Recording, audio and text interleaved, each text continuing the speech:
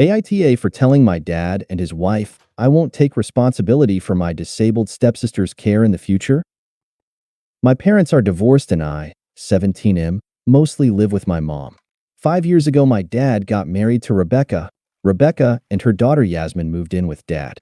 Yasmin's 7 now, and she's severely disabled. She can't talk or do stuff for herself. I don't know much about her condition overall. I never spent much time with Rebecca or her, but I learned some stuff over the last few years.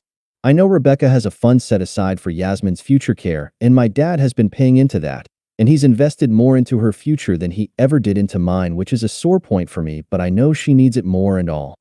Yasmin's dad doesn't do anything for her, so my dad took on the role of making sure she be cared for. But they're worried about what happens when they die. If they die tomorrow, the money is there for her care, but Yasmin's father doesn't care what happens to her, and there's no family. This came up the other day. Dad had asked me to spend the day with him, and I did, and he asked me to come to his place for dinner, and I went to the house, but dinner didn't happen because they asked me to look over Yasmin and be a big brother to her when they're gone, to make sure she's taken care of in the home, and take care of her myself if I need to. They said she's my sister now, and we might not be blood, but she's my family and she needs me. I said no. I told them I'm not taking responsibility for her. Dad told me I need to, for him, and that he doesn't ask for a lot.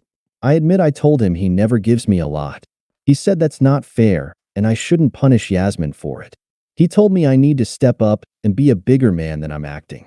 Rebecca asked me how I could be around her sweet girl and not want to protect her. I told her, I've hardly been around Yasmin and I don't feel a family bond or loyalty toward her, and I said they won't bully me into it. I left because they only got angrier. Dad called my mom's phone looking for me a couple of times since, and Mom had to tell him to never speak to me the way he was trying to because I didn't know him the peace of mind of caring for his stepkid when he dies. She really stood up for me.